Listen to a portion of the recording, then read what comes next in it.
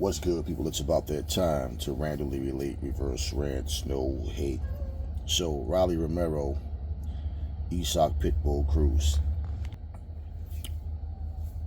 I picked Isak to win this fight.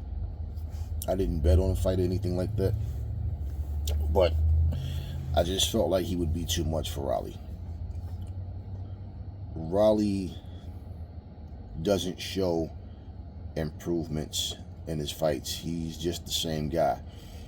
I told you guys, because of Tank's smaller size is why he felt so comfortable, or confident rather, just like Ryan, because they're naturally bigger guys. They felt like they would be able to impose their will on Tank.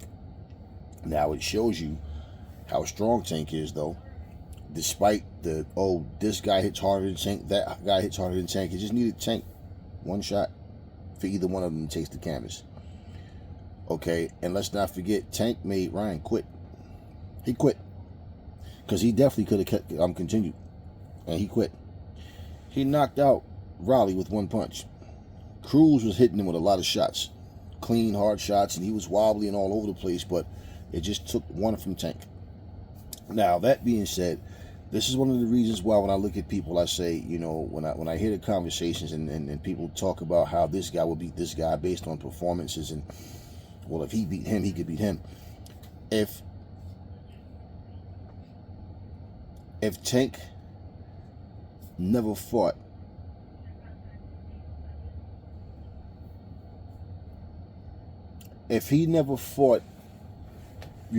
Cruz, a lot of people would say, oh, Cruz would beat Tank because he was like winning all these rounds and he was dominating. Tank was on the back foot. Yeah, because Tank's smart. Tank he has crazy power. What Tank doesn't depend on just his power. See, Pitbull Cruz only knows how to fight one way. And if you look at it, he wasn't putting like a crazy amount of pressure on Raleigh. He was just walking him down, and he lunged in with these shots.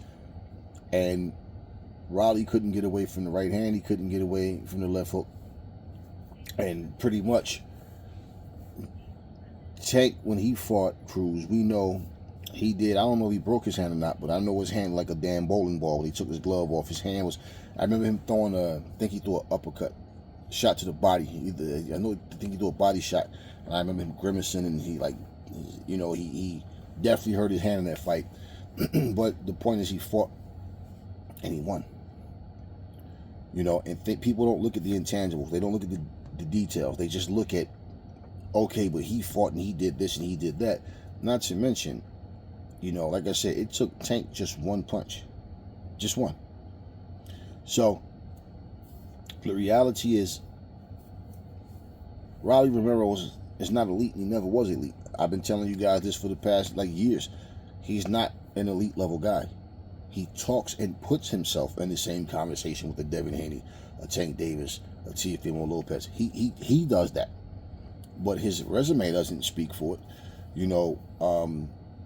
He gets knocked out by Tank. He gets stopped by Cruz. Look at the two best names on his resume.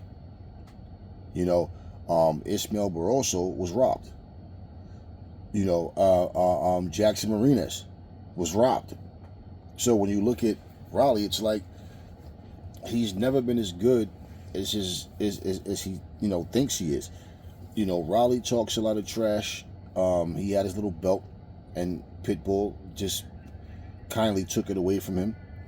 But Raleigh is people like him for his antics and nonsense. So him coming in with the chain with the little Chihuahua pendant and buying himself a little Chihuahua dog and saying, all these little antics. I'm trying to understand Pitbull better by, with this Chihuahua. So, all this and people that, think that he's humorous or whatever. Okay, fine.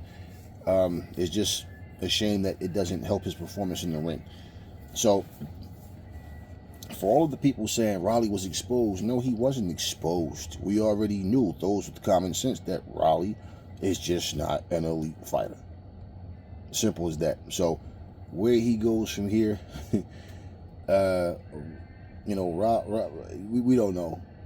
Raleigh is just a stiff. He's stiff, no fluid movement, no footwork. All he does is move around the ring to try to get distance. Then it defeats the purpose because he plants his feet and he just tried to use his jab to measure and throw a hard shot. And he's there to be hit. No head movement, nothing. He's not tactical. He has a low ring IQ.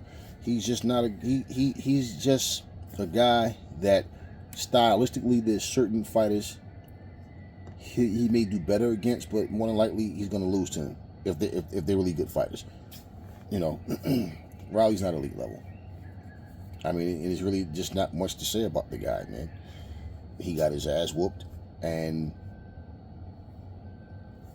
I did think it was funny at the end of the fight how he got booed. Now, of course, this was a Pitbull Eastside crowd, but how they booed him, and Riley didn't know what he really wanted to say. He's looking around as if, wow, they're booing me. Yeah, he had another embarrassing moment that he didn't think he'd have, and he just said he wanted to thank his fans for coming out and supporting him and cut it short. Now, I'm pretty sure if he'd have won, the antics would have continued. He'd have had a lot to say, but yeah, I can't say he was humbled because, you know, he's the type of guy that if he is kind of quiet, you think, oh, maybe he's maturing it. No, then he comes right back with the antics again. And people say it's just to sell a fight, though. Right, but the thing with him is he always tried to shortchange his opponent. Like they're not on his level, or like they're just not even good fighters, and then he gets beat by them. Well, with the Tank situation, all that happened was I got caught with a shot. I dominated. I won every round, blah, blah, blah. And this is why these guys are so thirsty to try to get a rematch, because they know it's a possibility that they'll lose. Now, mind you, he is calling him a dwarf. He called Tank a dwarf. He's calling him a chihuahua. They're too small. This is my point. He thinks he can knock everybody out. He depends on just his power alone, and he thinks that him being a bigger guy naturally, that's enough to win. And when your power fails you and you don't have a plan B or plan C, then what do you have? Riley is a perfect example of that. So, plain and simple, the better man won. And his plans of thinking that he was going to come and rule 140, him, Ryan, and T.O., he was always talking that nonsense, but he's there now. So, whatever happens, happens. I'm not really big on Riley fights anyway. This was a fight that I said, okay, cool. I didn't mind seeing this one, but I felt like Pitbull should have chopped him up, and he did exactly what I thought he would do. So, anyway, that's the story of Riley, man. One-dimensional guy, depends on power alone. Talk to me in the comment section. Never fall in love with lies. Remember, the truth brings hate out of people, and I will catch y'all on the next video.